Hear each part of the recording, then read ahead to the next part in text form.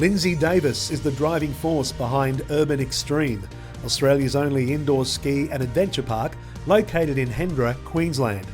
Her story of vision, endurance and dream making is nothing short of inspirational. I know you're going to enjoy discovering her incredible journey. Don't forget, if you are enjoying Park Life, please do rate, review and share. This all helps in growing the community. You can also now reach out to me via email at parklifestories@gmail.com. I'm hoping to have the Park Life website soon available as well. For now, sit back and catch some motivation with the passionate Lindsay Davis. Now tell us a little bit about where you're from. So originally I'm from Northern Ireland. I emigrated over here 12 years ago, and in that journey I came up with a vision and an idea to build an adventure sports park. The initial inspiration came from moving to Brisbane and to the beautiful Sunshine State, and there being nowhere that you could ski or snowboard. Being an avid ski and snowboard lover myself, and realising that there was nowhere where I could keep up with my skills. I was a competitive trampolinist back in my much younger days, which led me into my journey and love of adventure sports. So when my daughter was maybe 3, I'd went to a trampoline park, well known, called Bounce, and I recognised how amazing the trampoline park was, but my thoughts back then were, okay, this is really great fun for me and my daughter, but what if I want to bring the rest of the family? What if I want to bring my husband? Wouldn't this model be great if it had other activities like rock climbing and obstacle training and various activities? So anyway, that idea sat with me for a while until I had my son Dylan, and I took my kids back to the UK for a holiday, and I was invited to an adventure sports park in the UK, and I walked in one day thinking it was a kids play park, and I saw these 2 amazing ski and snowboard simulators, and I was so intrigued the minute I saw them. And when I walked in, I was like, wow, what are these? I need to know about these. I need to have a go. This is amazing. And anyway, I got chatting to the instructor there. He was very kind at fitting me in and giving me a go, and I thought, wow, I'm a good snowboarder and I can't board on here. And he said, bear with it, because you have a lot of bad habits, and if you bear with it, it'll take away a lot of them a lot of them habits, and you'll be shredding on there in no time. And I thought, wow, this is amazing. This is a cost-effective, affordable way to learn to ski and snowboard, and very safe. So anyway, I left there that day, and I remember having this gut feeling, like it was like a premonition for me that this was what I was going to do in my journey. I was going to bring these to Australia. And I phoned my husband there and then. He was back in Australia, and I said, oh my God, I found the answer. I found the problem to skiing and snowboarding in Brisbane. And he's like, what is it? You're crazy. I said, I found these simulated slopes. We can finally ski in Brisbane. And he was like, okay, thinking, I'd lost the plot. And when I got back to Brisbane, the idea of doing it just never left me. It was just playing on my mind. I just had this strong gut feeling. And one day I picked up the phone and I called the owner of that centre in Northern Ireland, and I just reached out, and he gave me 5 minutes of his time, which led to him becoming a mentor.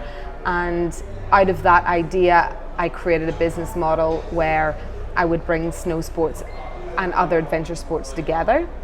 I worked for about 2 years on creating the business plan and the model, tirelessly, whilst raising 2 children and holding down a job. But my belief in the idea grew every day. My passion for it, the belief that the community needed a centre like this, and that they deserved to have somewhere you could, have access to adventure sports in an affordable, safe and controlled environment. So that's where the vision and the dream was born. And now we are 6,000 square metre park. We have 11 activities. We started with 1 activity 5 years ago, and we now have 11.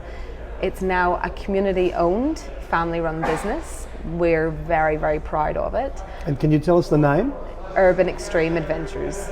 And I don't mean to stop your flow, but I'm curious to understand, when you say community owned, what does that mean? So when I first started the journey, I didn't have any money to start this business, and I knew I would have to go out capital raising, and having never ran a business before. Wow. My background was in events management. I was in the events industry for over 15 years. And I often say that running an event is like running a little business every time, because I used to run everything to do with the events, and quite large events as well. So give me a great insight into lots of different components of a business. And I just decided, okay, I'm going to give this an attempt. I'm going to go out and start talking to people about it. So like I said, first, writing the business model, doing my market research, really believing it, creating the name for it, which made it even more real, which I think is a huge important component of actually converting something from just a dream into a physical vision. So as soon as I registered the brand, it became real. I could dream, I could see it, I could touch it, I could feel it. And I think that really helped me in my capital raising. So I just started going out there speaking to, local individuals and businessmen and women and people that just give me some time, and each time I did that, that would introduce me to somebody else, and that grew, and it took me 2.5 years to raise $3.2 million. That's incredible. To finish building the park. Now, it was a very rocky journey, and I think most business startups are, and for us, that journey, the plan was always to raise the full capital to open the centre from, obviously, the initial stages, and we partnered up with a really great company called Pico, who helped us to do the schematic design of the park, and it was phenomenal. It had everything I wanted into this vision board, and we had a few really good leads on the capital raising, and we started raising from some high net worth local families and local individuals, and that kept giving me a little bit of traction to then go out and start presenting to a lot of different venture capital companies, etc., etc. If I can just ask you a question, you're self-made with this vision and you're driven by this picture in your mind. How do you walk into rooms where you're looking for that kind of capital and ignite a fire in strangers? I mean, did you go through moments of doubt with all of that? And if you did, for people that might be thinking about entrepreneurial avenues for themselves, how did you push through any kind of doubt? Yes, that's a really good question. I look back at the journey now, and my husband says that the chemical reaction from having our second child made me like this superwoman, believing I could achieve, conquer the world. Partly this could be true, but I did so much research and validation around my idea, and I spent a long time actually learning how to write my own financial model. And I am not good at maths, but I learned every single figure in that. I did so much research that I was so sure within myself, like every part of my being. So when I went out there to present to people, they could see in me that I lived and breathed this, the passion and the fire that I had, and the resilience and persistence that I had. Great. Those two words. Absolutely. For me, they're two words to live by. Absolutely. Yeah. So the belief, the resilience, and the persistence I had to keep on going. So every time, I remember doing my first ever pitch, it was so scary and, so nerve-wracking, and, just leaning into that and being brave, like finding my brave heart was probably the hardest but best first step that I ever made. And if I started to learn with every no, built something in me that, yes, you could take that no as a painful impact on you, and that it tries to affect your self-esteem and self-worth, and the first number of times it did, but then I just leant into it and went, no, they're not right, I believe in what I'm doing, I'm going to use that energy and I'm going to lean further forward into it. Can we stay in that space, because I'm glad you said that. I'll often say to my kids, and also if I'm doing a keynote on a particular subject around fearlessness, talk about adversity, the gift of adversity, because on the other side of that is growth, right? Yes. Now, if it was all a straight line and it was all handed to you, there's no growth, there's no personal evolution. The hardship is designed to grow you, and you're really there to lean into it. Absolutely. Not to crumble underneath the weight of it, Yeah. but to push through it, and then developing that, I guess, that scar tissue, that emotional, mental scar tissue that heals and then makes those parts of you stronger. I came up with this line recently that resilience is a muscle built in the gym of adversity, and everybody has free membership. I love that. And That is so true. That just came to me on a dawn walk, and I thought, yeah, it's the resilience is a muscle you develop by training in the gym of adversity, Yeah. not running away from it because it's hard. Absolutely. And for people that are listening that might be asking themselves, what am I capable of? You talked about persistence and resilience. Is there another element in there that you would say gave you the fire to keep moving? Yes, so I've always been a really strong believer in you know, that you can make the impossible possible if you truly believe. I believe human beings are more capable than we will ever know, and I believe if you don't put yourself in the path of life, you will never know. I've always been very open and always put myself in the path. You know, struggling at school from early years, didn't know I had dyslexia until I was at university. But I used the traits, the tools that I learned to battle through that. And I believe that was a gift to me, and it helped me work harder. And I believe it gave me a strength that I probably never would have had otherwise to try harder in life. I didn't have to have that intellect, but my gift of my strength around my belief and my resilience around always being in that path and giving it a go, and failure was never an option for me. You know, the fear of failure has driven me beyond my belief, and I often say, for me, I made the impossible possible doing what I did. I mean, the business was off to a very rocky start. We invested every penny we had in buying out the first activity, which was ski machines, to show my potential future investors how willing I was to commit and put every penny we had in. So I did. I purchased the first ski machines and then went out there to raise the capital, and that showed people, wow, she's all in, you know. And if you're not all in, how do you expect somebody else to believe in you if they can't say that you're all in? And we did that, and we had two amazing offers on the table.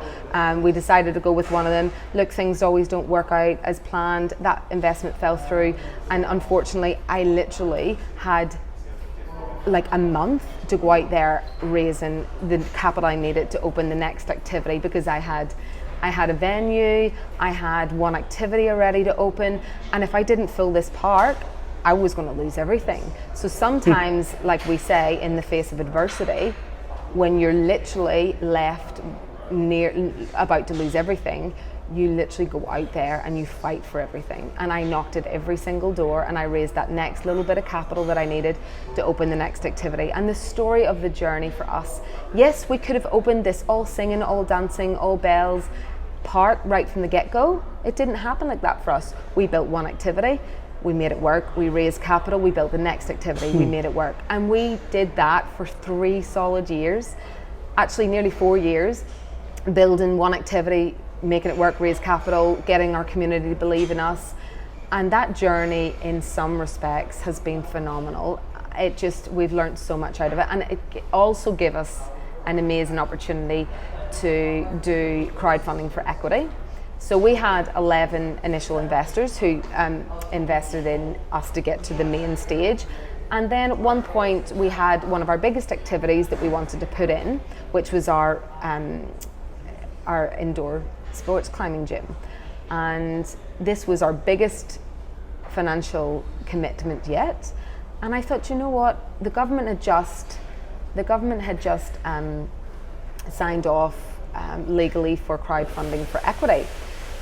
I thought, you know, I'm interested in doing that, because at the beginning of my business model, I decided to go out there and use crowdfunding to validate my model, to show investors how much the community wanted our centre. So I had used crowdfunding as a way to validate in marketing. And what I did was I went out there with a teaser, and I'd sold ski passes and adventure passes to the community, and I raised over, I think, close to $40,000. And my commitment to the community was, if we didn't open the ski centre and part of the adventure park by December 2019, everybody would get their money back. And that showed also the investors that the community wanted it, it was validated. So come 3 years down the line, when I was ready to raise money for our next big activity, which was the rock climbing wall, I thought, you know what, do we want to go out there and capital raise from one big investor and give away, a majority of shares in the park, or do we use crowdfunding for equity? And we did. And for me, it was actually more of a marketing ploy as well as engaging the community. And we went out there and we raised over $250,000 to invest in pay the deposit for our rock climbing gym. And once we paid the deposit, of course, the investment was then easy to come, because the investors could see that it was wanted. So the journey has been an amazing experience, a roller coaster like many startup businesses, and we have been on the startup train for a long time, being the way things happened. And we were just coming off the startup train. Unfortunately, the business was doing really well in the 6 months before COVID hit. We had profitable months. We were set to turn a profit in that third year, which is amazing for startup businesses. Of course. And of course, unfortunately, COVID hit and shut us down. And, like everybody in business at that time, what a journey that was. Closing our business down, going from 109 staff to me in a day. Wow. Was definitely a journey I would not wish to go on again, but again, we learned a lot out of it. There'd be people listening that have obviously gone through their own hardships unique to their story in that time frame. How did you sustain yourself as things reheat now to be in a position where you could reheat? Did you go through moments where you just thought, this is going to burn down in front of me? Yes, absolutely. So I remember I just arrived back from the UK. We went to the UK for my sister's wedding. We were there 3 days, and I was told I'd get back on a plane and arrive back to Australia by Friday. And we arrived on the Sunday, 2 kids jet lagged. I got the announcement from the government at 5 o'clock on the Sunday night, shut your business down. I remember taking a breath, thinking, oh my gosh, breathe. And I remember that feeling of overwhelm, and I phoned my ops manager and one of my business partners, and we had a chat and we went, right. And I think the biggest thought for me there was, remember, this is not being done to you personally. Do not take this on as a personal attack. This is being done to the rest of the world, and you have to lean into this, and you have to just take a breath, and each day, literally wake up each day and just do what you can to shut the business down, to put it in hibernation. And I remember going on a live stream on Facebook that night and announcing it to the team. It was one of the most difficult things I've ever had to do. And like I said, out of that, I think everybody went into shell shock. At that point, I went into like a robotic mode, and every day for the next 2 weeks tried to put my business into hibernation. Continued to do that for obviously over the coming months, and whilst applying for government grants and JobKeeper and all the rest of it, and that obviously had its challenges as it was. I mean, we believed we had an amazing culture and a really great team, but it really brought a lot of stuff out of the woodwork.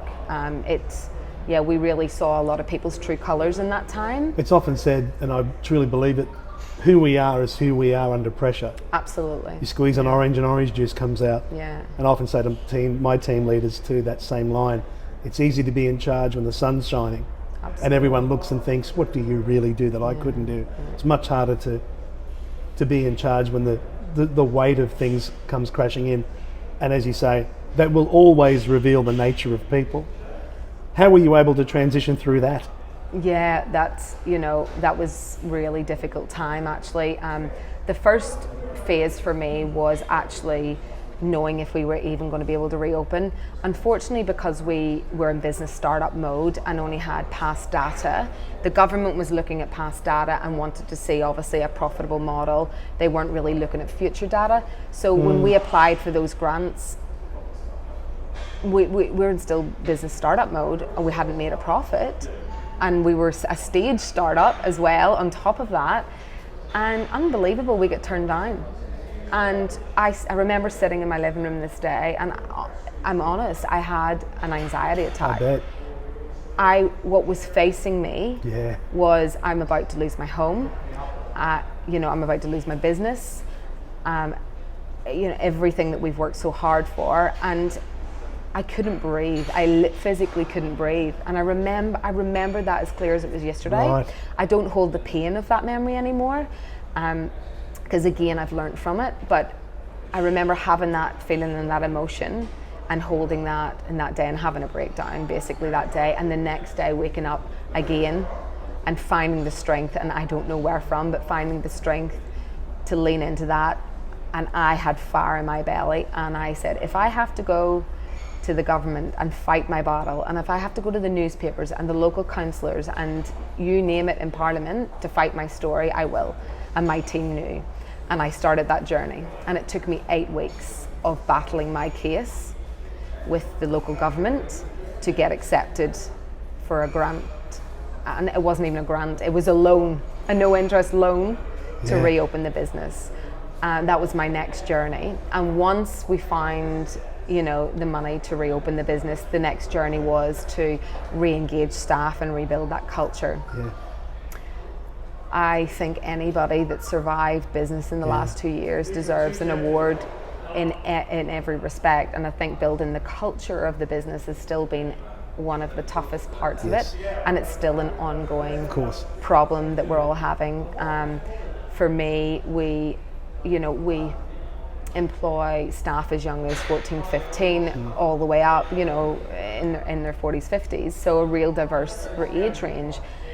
And I really believe that JobKeeper had a lot of negative impacts on what it did to the employment of people. There was a lot of our staff there was a majority of our staff who would come in and work even when they were getting JobKeeper because they wanted to help out, and there was other staff that didn't want to work and they were getting paid $1,500 a fortnight, and we're like, no, why should we come in and work? We don't have to. So it really, and that was everywhere, right? Absolutely. I think for every industry that was a very interesting part of that whole process.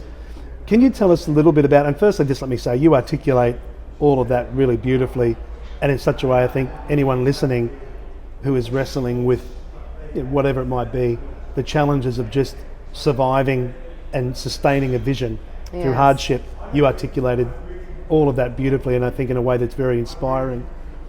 Can you tell us a little bit about how the business looks today as the industry reheats?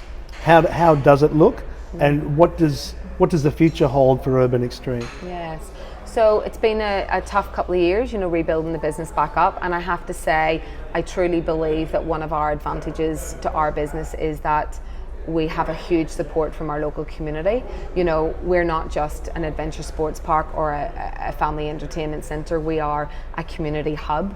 We are a place where the community can come and train in adventure sports and be entertained, and our passion is to train people in adventure sports, and our bread and butter is the entertaining. And having a model that we have which has those two sides to it has been a blessing for us, because having not only it be owned by local community, but we have close to 500 members who pay for a membership at the park, just like a gym, to train in adventure sports, to train in rock climbing. That actually, for me, I believe has helped to sustain us and to bring us back. And obviously we say that, the general public who may come 3 to 5 times a year and pay the normal price is what is our bread and butter, and the birthday parties, etc. That's our bread and butter, the entertaining side. But we always wanted to make the model, and that's one of our values, is to make our model cost-effective, affordable and accessible to people. And how do you do that in this industry when, costs of living are increasing, costs of operating are increasing? Like, how do you keep it affordable? So we always look at the model in two halves. So I truly believe that our community has helped rebuild us and sustain us over this while. Look, it has still been a challenge. We definitely have seen at 20, at one point it was 50%, and then it reduced about 20% drop in our capacity through the door and our revenue over in various times over the last couple of years from reopening. Obviously the various COVID shutdowns after that, and the mandatory requirements for vaccination and mask wearing have also put its huge challenges with our business. And our model, again, was very hard to get the right government advice, because in one respect we're like an entertainment park, but in another respect we're like a gym, a sports park. So which category we fell under, there was always a grey area. That was challenging for our customers, challenging for our staff, challenging for us. But I'm sitting here so proud to say that, over the last couple of months, the business definitely has bounced back, and we really believe that we are going to be around for a very long time, even with all these challenges that keep being thrown at us. Like I said, to see the park at its capacity last Saturday, fantastic. To be offering this amazing space for the community in a rainy day, great. Where kids are coming through doing their adventure sport programs. There was birthday parties running. There was families coming in to just have active entertainment with their kids, or there was just friends coming in for a climb. We offer such a variety of active activities for everyone, all ages and abilities. It's wonderful. We're so inclusive that I think that's the key for our model to sustain us in the future. Where will people find you? So we're based in Brisbane on Nudgee Road in Hendra, only about 10 minutes from the airport. And we are just delighted to still be around and delighted to still offer this service to our local community, and people from interstate as well to come and visit us when they're up in Brisbane too. And obviously you're online as well if people want to check it out. So urban-extreme.com.au. They can come and check us out for all the amazing things that we have to offer. I wouldn't be surprised to hear in time ahead that you end up being some kind of mentor for entrepreneurs and people that are looking to similarly do something with that fire in their belly and create something. Michael, it's funny you should say that. It's something that I've always had in my heart, to be able to pass on my learnings to someone else, because again, a very important part of my journey was those people that give me their ear and 5 minutes of their time to listen to my business, my idea, my vision, that give me a little bit of guidance and showed a little bit of belief in me, helped to drive me to that stage. And you can't put a value on that. You can't put a value on somebody saying, yeah, I'll meet you for a coffee, let me hear your idea, let me see if there's anything I can do to help you, or let me give you an introduction. You cannot put a value in that, especially when you're starting a business. And I'm truly grateful for everyone that did give me their time, and for the amazing team that I've had on the journey with me. One of my biggest lessons I've learned, and as many people probably know this in business, but always surround yourself by people that are smarter than you at the things you don't know. I am a strong believer in that. It has taken me a long time to surround myself by my tribe, those people that I can truly lean on in those key areas of my business, and then my extended tribe, which are obviously my team that I work together daily with. And I hope that the problems that we're having in the employment and this generation of employees, I really hope it passes. I believe that the struggle that we're having at the moment, finding employees and keeping employees, them understanding the implications of their actions when they call in sick, the integrity that this next generation needs to have. I think we need to break this cycle before it breaks us. I think if we don't stick together as a society and try and make some key changes here, small businesses aren't going to survive. No, and it's about impossible. Fostering focus and building resilience and ethics. Absolutely. It's this has been a conversation of riches. Thank you for being so open and so insightful. And I think anyone listening is going to most certainly draw great stuff out of hearing your story. It really is something else, completely unique. Thanks for sharing it here on Park Life. Thank you for having me, Michael. Honor. Pleasure to meet you. Thank you. Bye-bye.